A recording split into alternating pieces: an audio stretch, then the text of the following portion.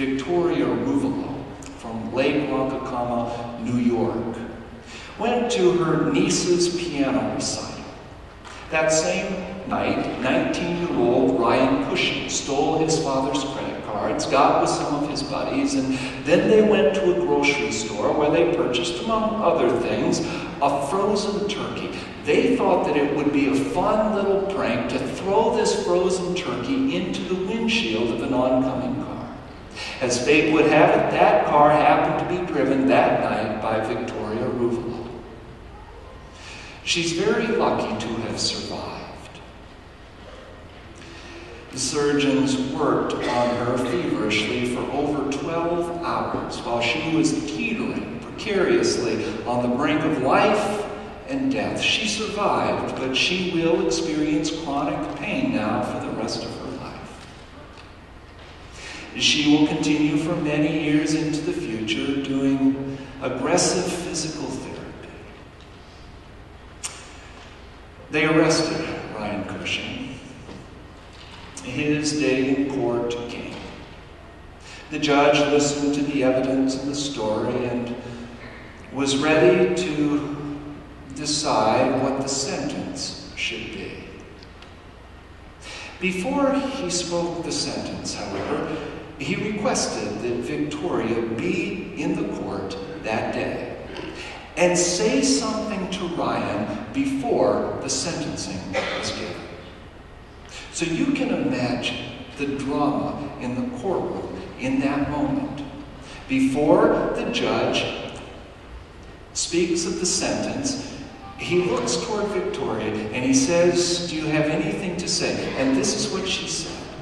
"Despite all the fear and the pain I have learned from this horrific experience, and I have much to be thankful for. Each day when I wake up, I thank God simply because I am alive.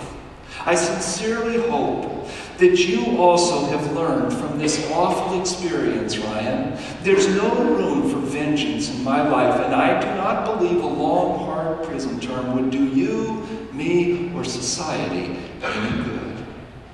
Ryan wept uncontrollably, and then, when he regained his composure, he expressed his remorse. And then the judge spoke, sentencing him to only 6 months in prison, although it could have been up to 25 years.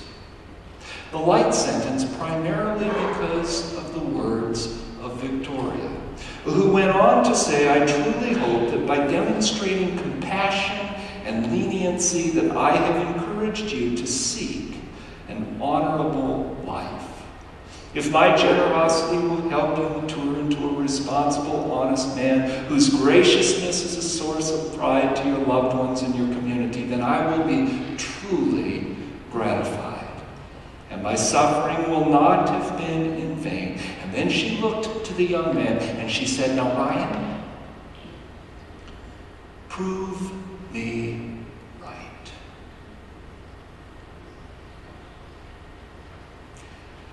Coming out of the courtroom, she said to a reporter, "What good would vengeance do? God gave me a second chance, and I'm just now passing that on. Isn't that our story as well? God gave all of us a second chance. So now, can we live in that same spirit of forgiveness, to extend that same scandalous grace to those who have wronged us?" So how are you doing on this disease? Do you recognize in yourself a spirit of condemnation, complaint, anger?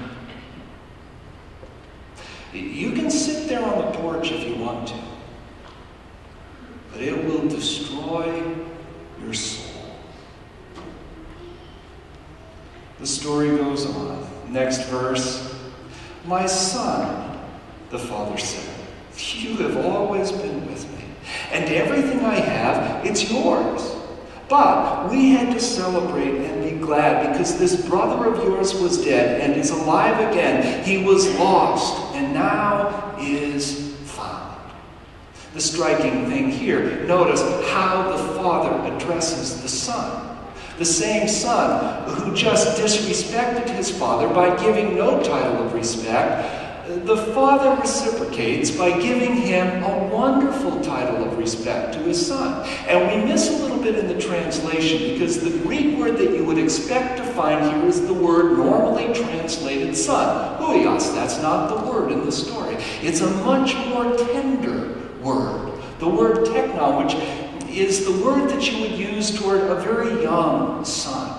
It's a very tender way to address this kid. The father is infinitely gracious with this elder brother, and yet at the same time he is very firm because he will not allow the elder brother to manipulate him and do what he would want, which is, of course, for the father to send the prodigal son away, to say, "You're not welcome on this ranch."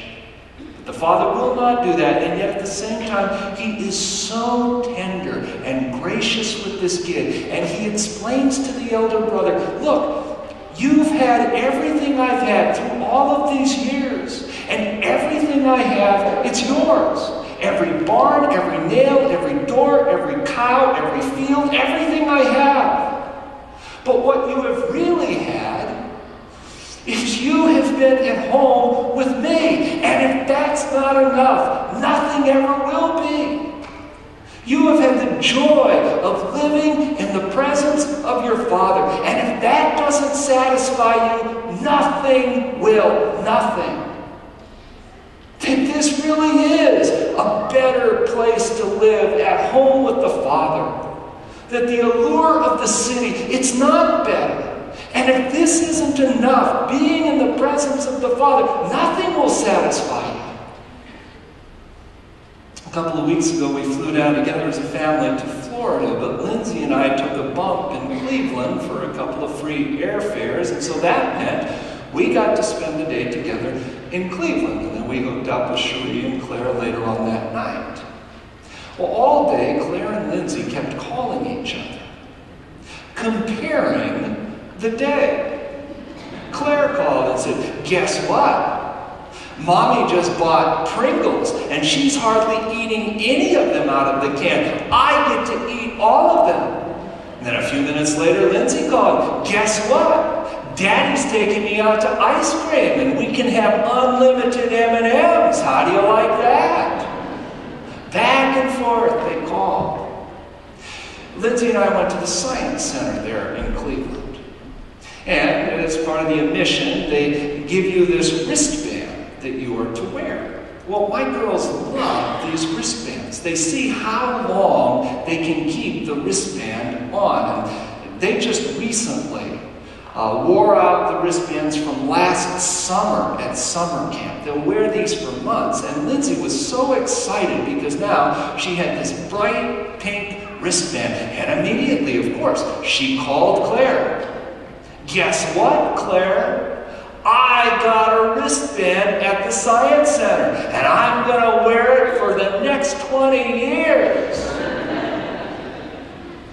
Later, I just casually mentioned to Linda, I said, "I hate these wristbands. I can't wait to cut it off. Maybe I'll cut it off and give it to Claire." Ooh! She threw a hissy fit. Said, "You'd better not give her yours. That wouldn't be fair. You're not really going to do that, are you, Dad?"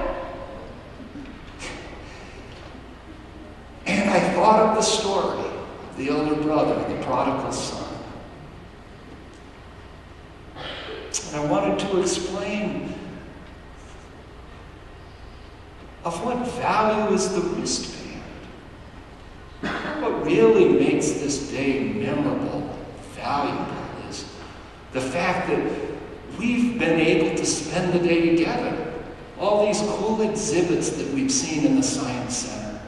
Sitting together through the IMAX movie, The Mysteries of the Great Lakes. Going out to eat. It's the day spent with the Father. That's what is to be cherished. Not a silly wristband. Now you can imagine the drama of the story building, because this is truly one of the greatest stories ever told. And at this point in the story, you know everybody is hanging on every word that Jesus speaks.